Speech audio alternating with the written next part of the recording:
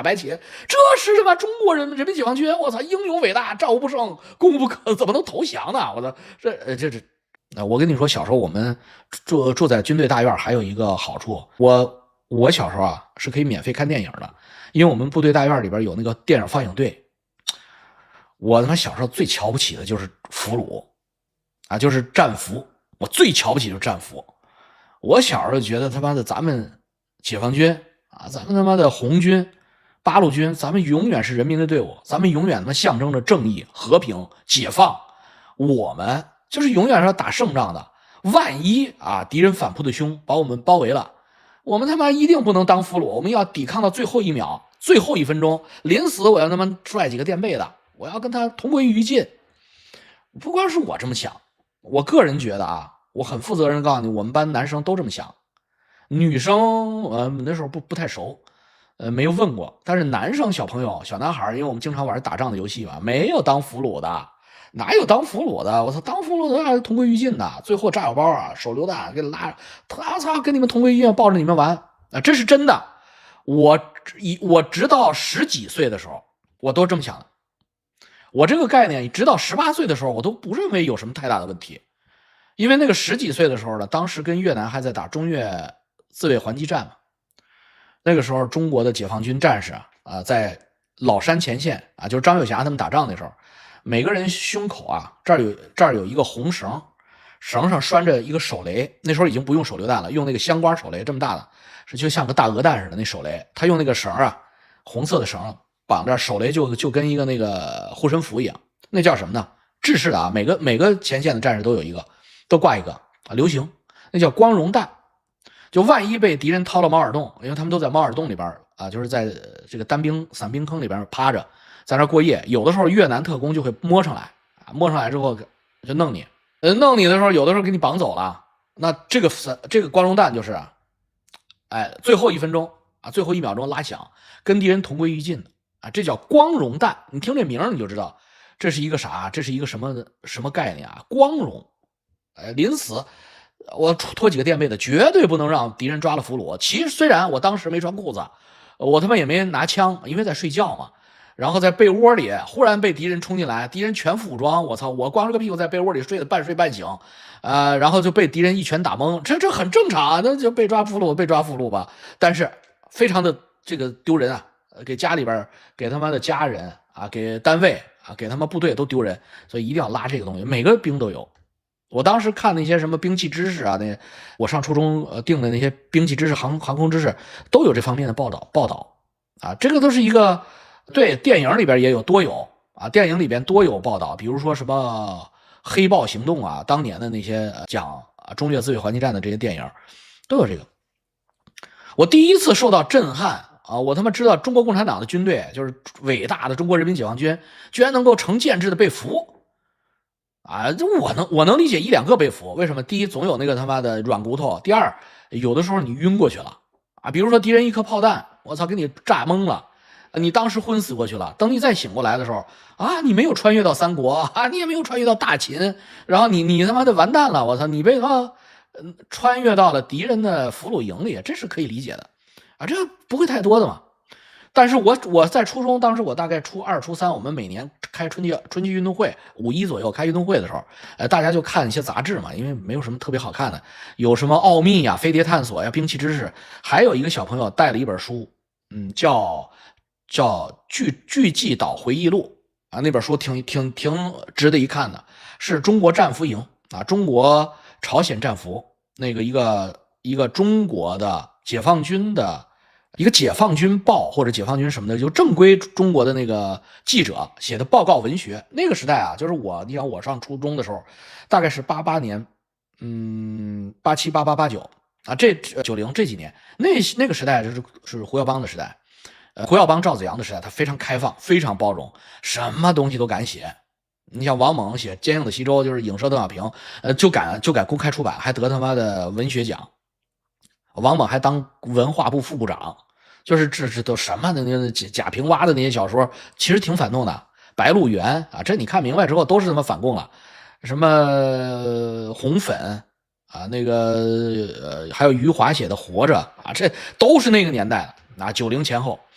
我呢當時就看了這本書，這本叫《巨擊島回憶錄》啊，講的是中國人民志願軍在1950年朝鮮戰爭過程中被俘虜以後，被美軍和韓國軍隊集體關押在韓國的海裡邊有個叫巨擊島的戰俘營。他們在那裡邊的一些所謂的可歌可泣的革命故事，當然一方面在吹牛逼自己有多麼的堅定，但是他媽的數据打人臉。虽然我们那时候很小，但是呢，巨擊島不是濟州島啊！我開始也以為巨擊島是濟州島，後來才知道巨擊島是巨擊島，濟州島是濟州島。它那個發音啊，那個很像，尤其是濟州島，濟州島的那個韓語就是叫濟啊，就是巨擊，但是巨擊島是巨大的巨。巨大的巨，濟南的濟，巨擊島。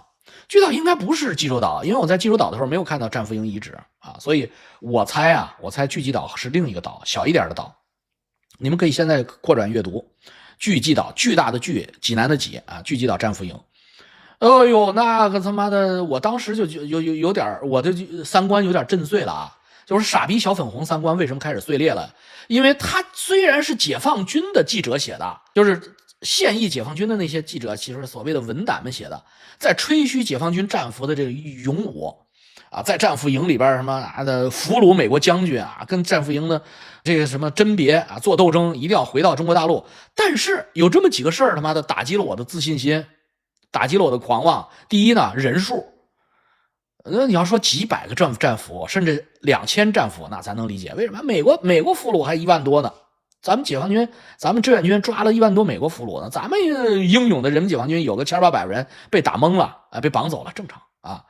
不是啊，一看5萬人、4萬人，我还什麼東西？幾萬人？你知道一個集團軍多少人嗎？你合着好幾個師都被俘虜了。說180師師長、師政委都在裡邊當俘虜呢，師參謀長。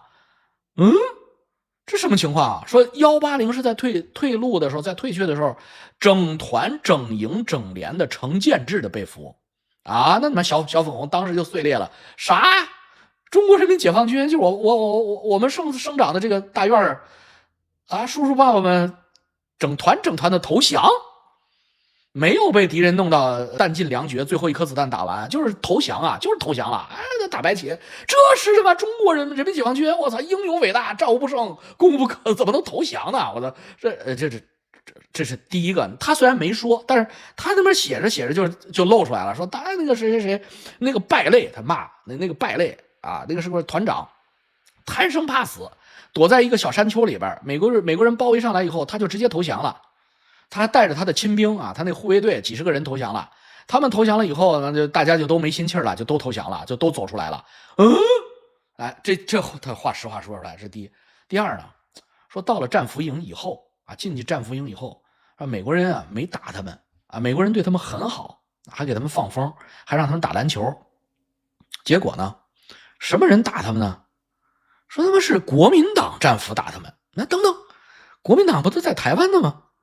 那國民黨哪來的戰俘啊？哎，他也不好好說。那個書啊，《狙擊島回憶錄》不好好說。然後我就擴展閱讀去了，後來查出來，原來啊是解放軍的軍隊裡邊有大量的國民黨當年投降的俘虜，就是解放戰爭嘛，49年、48年的時候，大量的國民党軍隊投降給了共產黨。然後呢，這些軍人呢就被編制到共產黨的解放軍的這些序列裡邊，派到了朝鮮送死。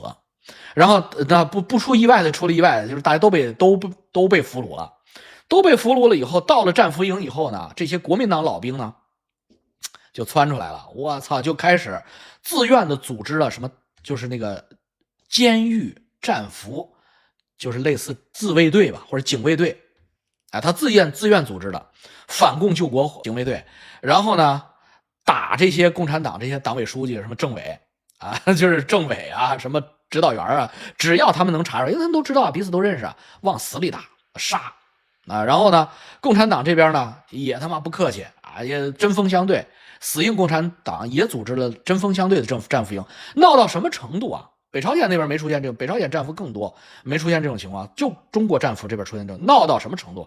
鬧到中國的戰俘營裡邊美軍不得不把他們分出來，分窩了，就是巨擊島的戰俘營分成了2個戰俘營。一個專門關國民黨戰俘，一個專門關共產黨戰俘，真的是就是這是真事兒，他們寫的。但我这一看，我你媽，原来我们偉大的中國人民解放軍也不是那麼牛逼呀！我操，也他媽不是那種啊，國民黨俘虜兵啊哭了，然後說我給蔣匪軍幹了這麼多年，我家都沒分到地。原來共產黨解放了我，給我分到了地，把我們農民當成人啊！我們終於翻身做主人，一定要拿起槍桿子打跑蔣匪軍。哎，這是我們接受的邏輯，通啊！哎，通啊！結果他媽的就信了吧？結果一看，你這回憶錄不對呀！我操！而且對方很強大呀，國民黨非常強大，國民黨在裡邊弄住了一多半人，就是一多半戰俘跟着國民黨走了。我操他媽的，這你又震撼了一下，怎麼那敵人怎麼那麼猖狂？而且敌人已經猖狂到就是我军压制不住了。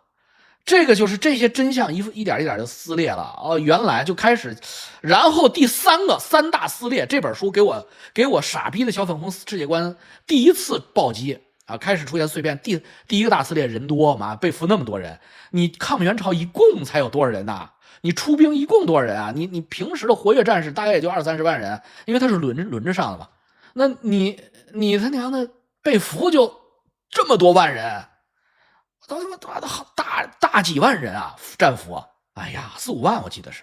媽的，這是第二個，第二個就是戰俘營裡邊的國民黨戰俘非常厲害，國民黨他媽在裡邊取得了話語權，我操，而且控制住了整個一個戰俘營。第三個，我操，擊碎你他媽的自尊心，小粉紅完蛋什麼呢？就是所有的那些為國家為黨在戰俘營裡跟國民黨反動派以死相搏啊，拿牙刷互相殺。然後終於成立了一個共產黨戰俘營，最後我們選擇回國，因為最後停戰了，雙方遣返戰俘，絕大部分美國人啊都願意回美國，有那麼1-2個大傻逼美國 loser 選擇留在中國，不多，個位數了。然後中國呢就覺得，哎，絕大部分中國戰俘也應該願意回中國呀。哎，這個時候嘛出岔子了，什麼出岔子？蔣介石跳出來了，蔣介石說不行，中國戰俘有很多是民主的、自由的。中國人啊，被他媽共產黨裹挾了，所以呢，中國戰俘裡邊有很多想去台灣，或者想去發達國家，想去自由世界。你要甄別啊，中國這邊就不同意，沒有理由甄別，哪有戰俘還有甄別的？這甄別什麼？從哪兒來回哪兒去？為什麼要給他們這種權利？我反對，給他選擇權不行，就是因為我反對這個事兒。停戰，朝鮮停戰拖了很久，這書寫的清清楚楚，就是中國志願軍不同意。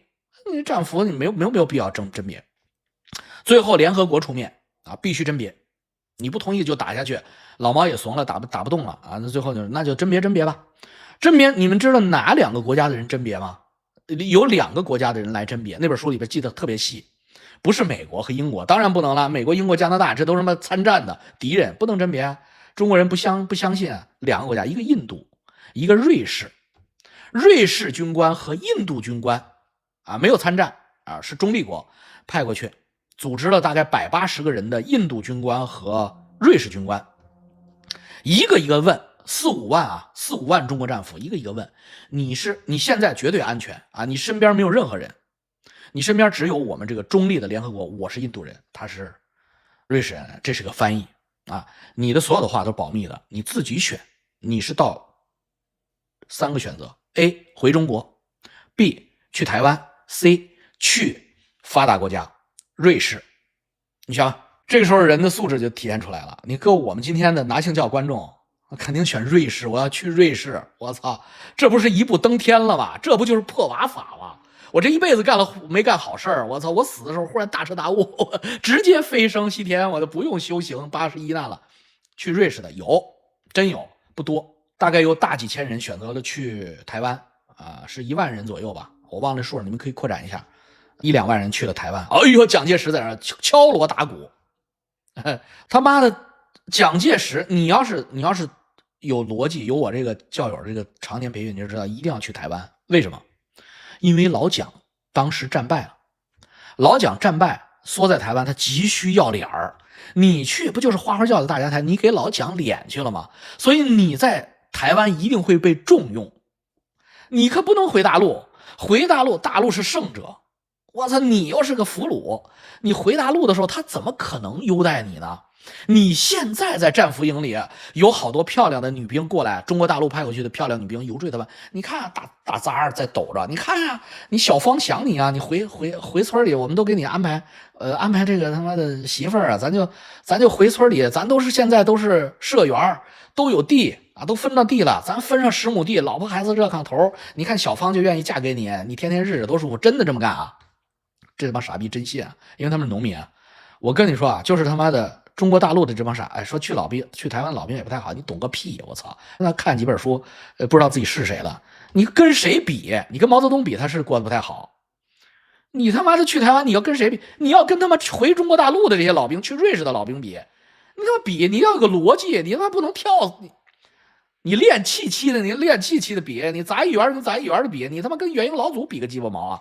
所以台灣的老兵那不是好，那是忒好了。没是挨整啊！回大陸的傻逼就真信小芳要嫁給他，真回去了啊！大不了復原了，大不了轉業分10亩地，老婆孩子熱炕頭，所以好多選了回台灣啊，不是回大陸，好多選了回大陸，結果呢完犊子了。回大陸一旦回大陸，這叫統戰價值。你他媽你現在人家就像現在這幫台灣館長這幫大傻逼一樣，就是館長，你之所以大陸政府還對你還去大陸，我操，給你安排的還挺好啊，管你吃飯，管你住的，那我告訴你啊，那叫統戰价值。你跟那個戰俘營的老兵是一樣的，一旦你真的去了大陸，哎呀，館長，我告訴你啊，你以為不會搞你嗎？你以為歷史他媽是白寫的嗎？天底下沒有新鮮事，館長真的統一了中國啊，中國統一了台灣，館長你就第一個進去，我跟你說。真的，我不知道館長是不是我觀眾，我操，我老王不館長比阿冠比你更了解老共，我操，你現在喊2句無所謂啊，但是你可別認真啊，老共要真發動解放台灣之戰，阿冠你第一時間要跑啊，你第一時间要跑路，你去日本都行，你去美國加拿大都可以，你可千萬別在這跪迎王師，这就慘了。統戰價值是一次性的，一旦被統戰就完蛋了。我操，你統戰價值的價值在於不被統戰。就是我操，我寧死不行，我不想啊，他就老統戰你。哎，你看糖衣炮彈又給你來了，糖衣吃了炮彈打回去，我寧死不降，我又寧死不降了。哎，他又來統戰你。但是你说好了，我降了，你要說他們不守信用了。所以這本書就顛覆了我第3條，就是他媽的這個回去以後就挨整啊，各種挨整，不停的先是集中學習，然後分開審查，每個人都有個工作組專門對付你。你在戰俘營裡有沒有失節的表現？沒有。可是別人不是說你沒有失節的表現，你是不是哪天在小便的時候，你是不是哪天在大便的時候罵過毛主席，說毛主席說罵過彭總司令瞎指揮？完了，咯噔一下，好像真是。發牢騷誰不會發呀？啊，他們怎麼知道的呢？他們怎麼知道？分開審。老王，你跟我說說，東京魯社長是不是他媽的說過壞話？我不知道，你不知道，他可說你了。你只要先說他的，你這兒就減分，他那兒就紅黑本給他記黑，給你記紅，就是要互害。這個就是最後選擇回中國大陸的，好像有3萬人啊，2萬人。去台灣的有1萬多人，我忘了這些數了啊。就是1/3去了台灣，2/3回了大陸。這是我的一個印象啊，人家10幾歲念的書。結果就是去台灣的是敲鑼打鼓，好像是去基隆港。坐着軍艦去的，基隆港下船，一個人一個大紅花。哎呀，台灣國軍啊，這個台北老百姓啊，載歌載舞迎接這些所謂的復興壯士歸來。哎，這個回中國大陸的，一過了3八線，完犢子，全都進了，好像是在丹東還是在大連，就是東北地區有一個集中的管理營，先進去審查一遍，沒有一個官復原職啊，沒有一個能拿到所謂的戰爭補貼，因為戰俘營好多是受傷的，真的是好多是缺胳膊斷腿被抓住的，沒有啊！你要是不槍斃你就不錯了，你這個丟人現眼的玩意兒啊！那什麼老兵做報告，從來沒有你的份兒，都是跨過鴨綠江再回來的那些老兵，你他媽的被遣送回來的，你這就叫俘虜兵啊，叫貪生怕死軟骨頭。背叛黨，背叛國家，背叛人民，我操！你就是反正你就是全完了，沒有一個有例外的。那本書啊，80年代那本書是個反思性質的書。那80年代中國人權覺醒，說這樣對嗎？這樣對我們自己的同志對嗎？我們自己的同志，這是我們自己人，只是因為力盡或者形勢所迫，他投降了。投降了之後，他媽的甚至有些是昏迷了投降了。回来之後你应该是加以抚恤的，即使在敌方战俘营里，美国人对我们还都不錯，怎麼回来之後這麼慘？好多老兵戰俘自殺了，好多，不是一個兩個的，不是孤立。就是這麼一本書，書名我忘了，但是關鍵字我記得很清楚，關鍵字你可以谷歌或者百度巨濟島啊，巨濟島，然後戰俘，然後回憶錄，一定能翻出來這本書。這本書前面還有好多彩頁，好多那個照片啊，就是當時的那些戰俘營的鬥爭有多殘酷嘛，就是有的是打死了的人啊，有的是那種起義的時候，他們在戰俘營起義，豎那個中國國旗，還有那个在身上紋身啊，殺豬拔毛，反共救國，然後紋一個國民黨黨徽啊，那個紋身表達自己誓不回中國大陸，我紋上這個身回中國大陸肯定是殺死我，為了人權也讓我去台灣或者去瑞士，總之就是大量的這樣的鮮活的一手照片啊。雖然它是個共產黨的解放軍的宣傳口徑寫的，但是這些數據告訴你啊，你以前的這個概念是不對的。好了，就這麼地啊，拜拜。